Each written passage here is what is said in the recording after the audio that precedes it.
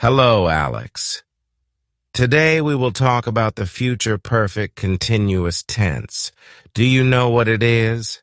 I have heard of it, but I don't understand it fully. Could you explain it?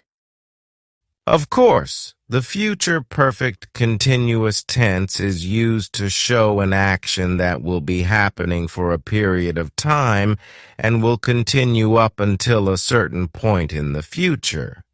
So, it's about an ongoing action in the future? Exactly. For example, by next year, I will have been studying English for 5 years. Oh, that makes sense. The action continues until a certain time in the future. Yes, the structure is simple. Subject plus will have been plus verb plus ing.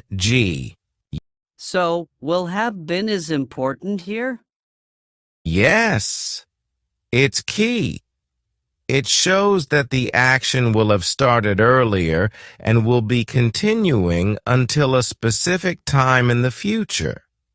Can you give me another example? Sure, by 6 o'clock they will have been working for 8 hours. Oh, I see. So, they start working earlier, and by 6 o'clock, they're still working? Yes, and we focus on the length of time they have been working. Ah, so it's about the duration. How do I make a negative sentence? Good question.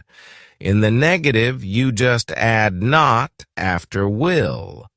Like this. By next year, I will not have been studying for 5 years. Oh, that's easy. Will not have been plus verb plus ing. Exactly. And for questions, you switch will with the subject. For example, will you have been studying for 5 years by next year?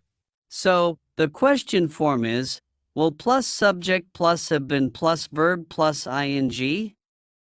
Yes, you have got it. This is not too hard. Could you give me a few more examples? Absolutely. Here's another one. By 2025, she will have been living in London for 10 years. So, she started living there before 2025 and continues until 2025? Exactly. The focus is on the 10 years of living in London. What about shorter actions? Can we use the future perfect continuous for them? It's mostly used for longer actions. We use it when we want to emphasize the duration of time. For shorter actions, we might use a different tense. I see. So, we talk about actions that take a longer time. Like, by tomorrow, I will have been reading this book for 5 hours. Perfect example. You're focusing on the 5 hours of reading. This is starting to make sense now. Good. Let's try another example. By the time you arrive, I will have been waiting for 30 minutes. So, you start waiting earlier, and you'll still be waiting when I arrive? Exactly. And the focus is on the 30 minutes of waiting. What if I want to ask, will you have been waiting for 30 minutes by the time I arrive? Great question. That's correct. You just switch will and you to make the question. Got it. What about when we use by and for? How do they fit into this tense? Good observation. We often use by to show the point in time, like by 6 o'clock or by next year. And we use for to show the duration, like for 5 years or for 2 hours. Oh, that's clear now. By shows the time, and for shows the duration. Exactly. Let's do some practice. How would you say this in the future perfect continuous? She is practicing piano, and in 1 year, she will have been practicing for 10 years. In 1 year, she will have been practicing piano for 10 years. Perfect. You see, it's not too difficult when you break it down. Yeah, it's getting easier. What about another example? Sure. How about this? They are building a house. By the end of the year, they will have been building the house for 6 months. Okay, let me try. By the end of the year, they will have been building the house for 6 months. Excellent. You're really getting the hang of it.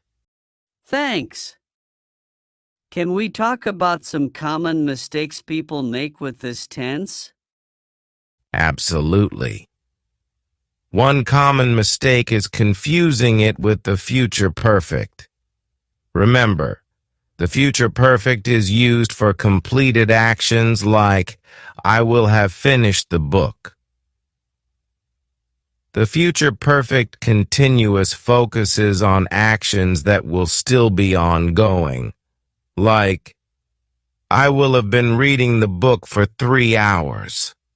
Oh, I see. So the future perfect is for actions that are done, but the future perfect continuous is for actions that are still happening.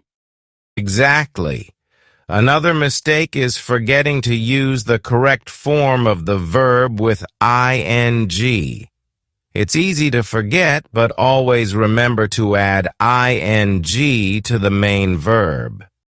Got it. Always add ing to the verb. Great. Let's do one more practice sentence. How would you say they are working on a project, and by tomorrow they will have been working on it for 5 days?